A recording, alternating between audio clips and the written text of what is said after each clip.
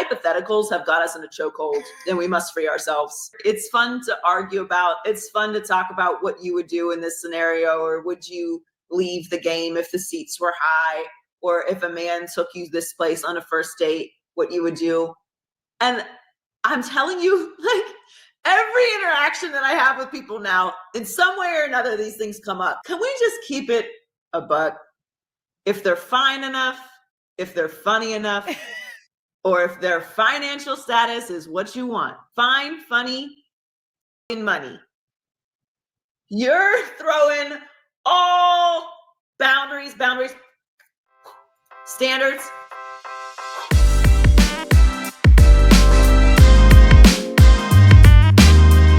Guys, thank you for tuning in to another Black and Blurred video. Could you do us a favor as we are trying to build our YouTube channel? Could you like and subscribe and comment if you really enjoyed this video, if you've enjoyed our previous content? If you don't like our content, could you do me a favor and let us know in the comment section just how much you hate our videos? And if you really, really hate it, do us a favor and double click that dislike button and let us know in the comments that you did it. All right.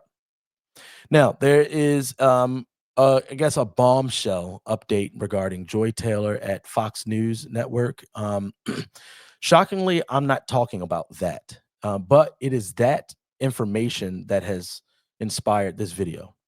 What we typically like to do is we're not really trying to be up to date. Maybe that makes us suffer a little bit when it comes down to our content and how well we do on social media and things like that. I'm not interested in having the latest breaking news about the biggest thing here, but I do want to talk about important things, and these allegations regarding Joy Taylor at the Fox News Network. If you don't know what's going on with that, in context, it's just that there are allegations that she has had illicit relationships with people in that organization, allegedly. Go and look up that information if you want more information on that. However, this is what I want to talk about. I want to talk about this conversation regarding women in sports, and I'm not talking about playing sports. I'm just talking about the sports atmosphere, the sports arena, the sports sphere. And when it comes down to women like Joy Taylor, which I don't know any of the women that I'm going to reference in this video. I don't know any of the men that I may or may not reference in this video. I'm kind of freestyling here. You think about Joy Taylor, I saw some videos of her just off outside of the context of sports and things like that. And the way that she talks is not something that I'm attracted to, and I'm not talking about in a romantic or sexual way. I'm just talking about as far as content I want to consume or anything like that. And when you see these specific types of people in sports that cry the same things, that say that that certain women have to do things harder than men in order to be successful, that things aren't fair, that there's a sense of entitlement when it comes down to the conversation. What you also see is a lack of morale, or I would say a lack of principle, not morale, but principle. This is coming from a third-party view. This is just an observationalist standpoint. People can agree or disagree. That's fine. But from an observationalist standpoint, they're cut from the same cloth. I think about when the conversation between Caitlin Clark and Angel Reese was going on. Angel Reese had one side of the argument. Caitlin Clark had a different side of the argument. I'm talking about the teams-wise, whether or not they said this out their mouths. Angel Reese did say some things out of her mouth personally. But the typical individual she represents is the licentious individual, the woman that says that, hey, I demand that men, I guess, provide me with opportunities, while also demanding that I don't sacrifice anything for it. What do I mean by that? When it comes down to the way that you're viewed, I think there was a post a while ago where Angel Reese, or maybe in an interview, Angel Reese was talking about how she didn't like being sexualized. I got my hometown, I got my family that stands up for me. I don't really get to speak out on things just because I just try to ignore, and I just try to stand strong. Like, I've been through so much. I've seen so much. I've been attacked so many times. Death threats. I've been sexualized. And I don't think any woman should like being sexualized, but there are certain types of women who take up that argument that they don't like being sexualized, but when they offer themselves to the public, they offer a sexualized object. When you look at their Instagrams, when you look at the things that they're posting, they offer themselves as a sexualized object. And so this woman that wants to excel in men's spaces also wants to do so as a sexualized object. And I don't think we're talking about that enough. You have people who will come on and chime in, and they'll take up the mantle of these arguments so that they don't get canceled or whatever else. And that's just cowardice. And what we've lost in our society is true beauty. We've lost the desire for true beauty. I'm not talking about in a subjective way, singling out just women. I'm talking about in a holistic way and including womanhood, where we want beautiful women in our society, but we don't find womanhood beautiful. Let me give you a juxtaposition here. Let's look at Maria Taylor really quickly. Maria Taylor is a woman in sports. She works with NBC. I see her every Sunday night on Sunday Night Football. And do you know the thing that popped in my mind when all of this stuff broke with Joy Taylor? This conversation, yes, it popped into my mind, but this woman popped into my mind first. And you know why? It has nothing to do with anything else. And for all I know, she's friends with Joy. And I don't know Maria Taylor, but the reason why it popped into my mind is because Maria Taylor is the first woman my wife complimented while I was watching sports. Very first time. And she continues to. She watches Maria Taylor and she says, wow, she's beautiful. Wow, I like that outfit. I really like her. And do you know why that's important? Because all this conversation about women in sports, it's meant to highlight women in sports while also representing women in sports and also drawing women towards sports. But something that we don't realize about our society is that majority of women aren't aspiring to be Beyonce. They're just aspiring to be a woman in their own right. And when it comes down to people who eliminate opportunities for women to be women, then yes, that's terrible.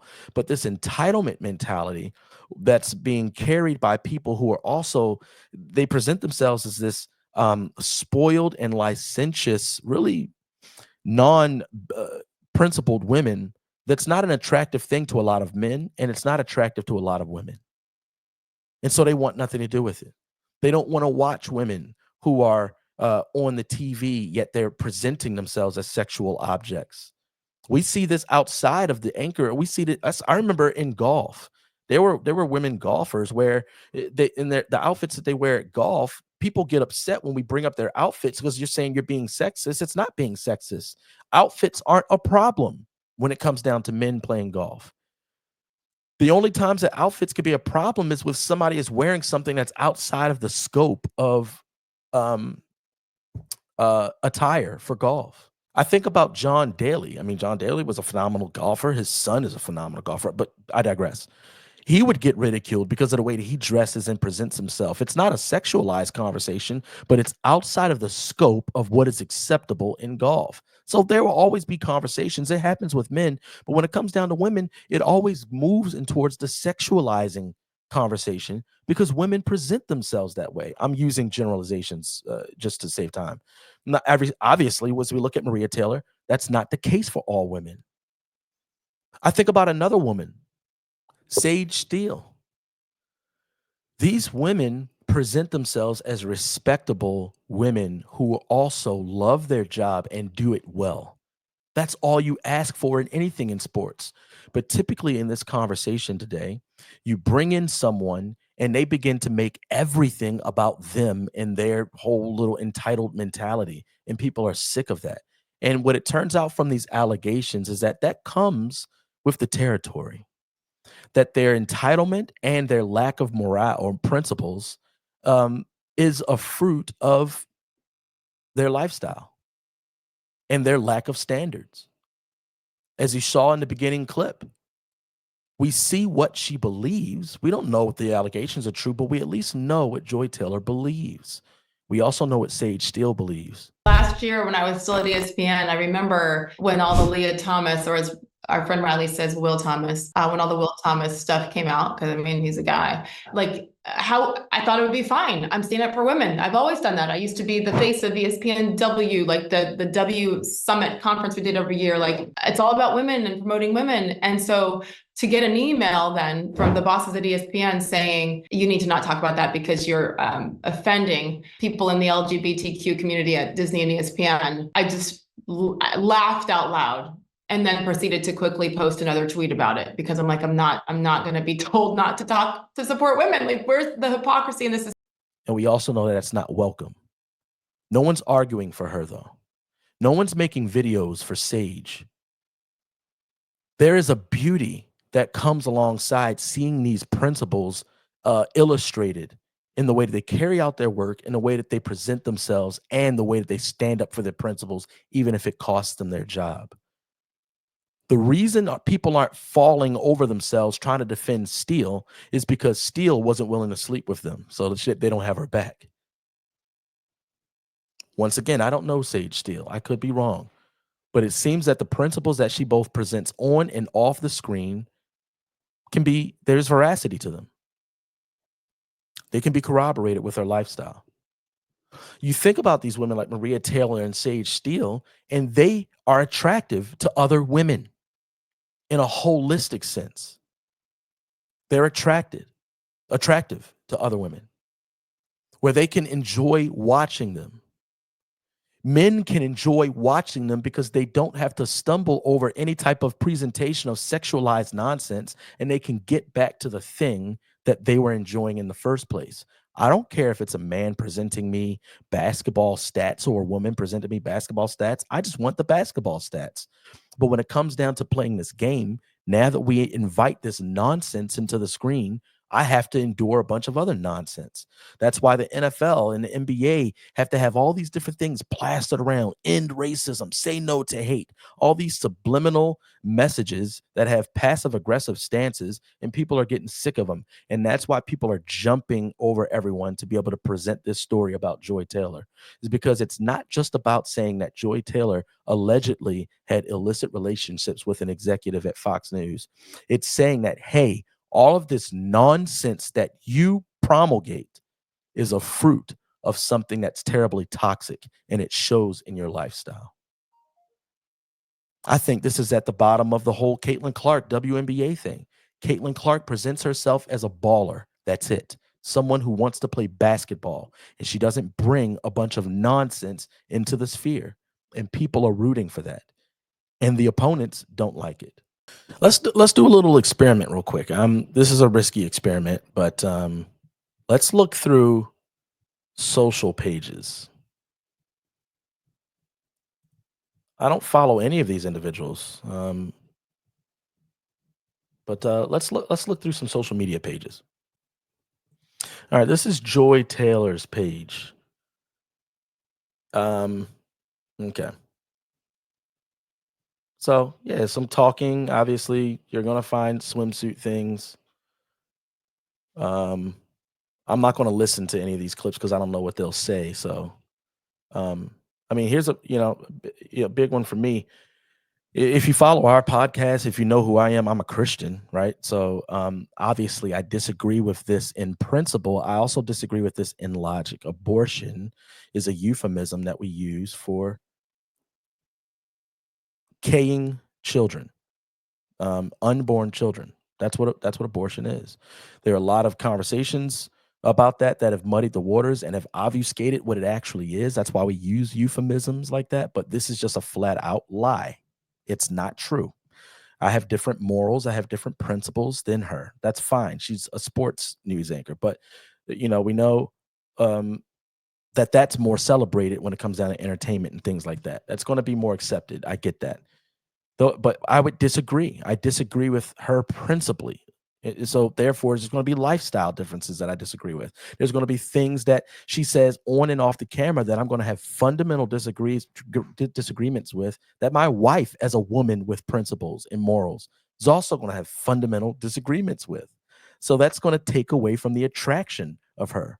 And so what people are showing is that, hey, there's actually evidence or there's fruit. This is just the fruit of what she believes. And so are these allegations. These allegations are the fruit of what she believes and what she lives by. But like I said, I don't know her personally. Let's look at another. This is Maria Taylor. This is Maria Taylor's page. Like I said, I'm not going to listen to all these things, but already you see some distinct differences. There are differences in the way that she presents herself. I'm going to scroll as long as possible until I see a bathing suit. Let's see it.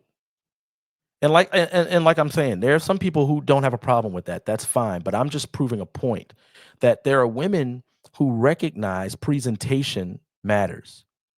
Presentation matters, and presentation is based off of how you view yourself.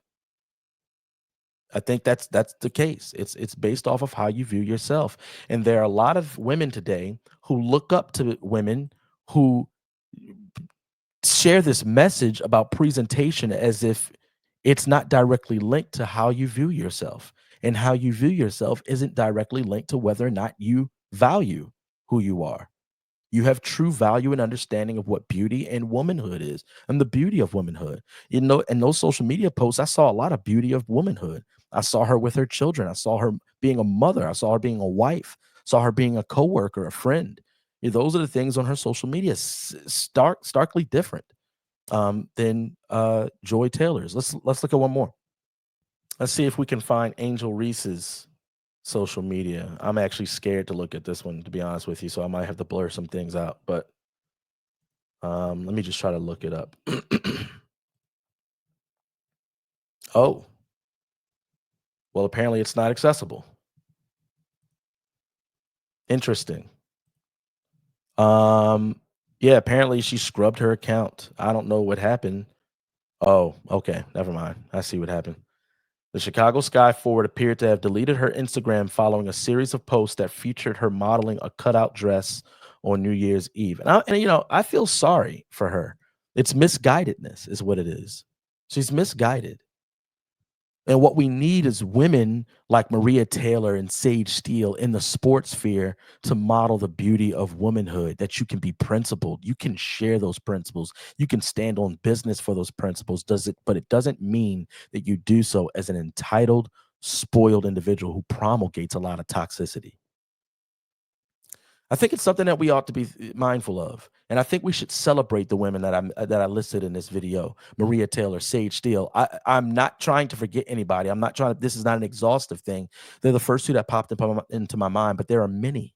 There are many who don't get highlighted. And guess what? They don't want to be highlighted. They want to do their job and they want to do it well. Celebrate them.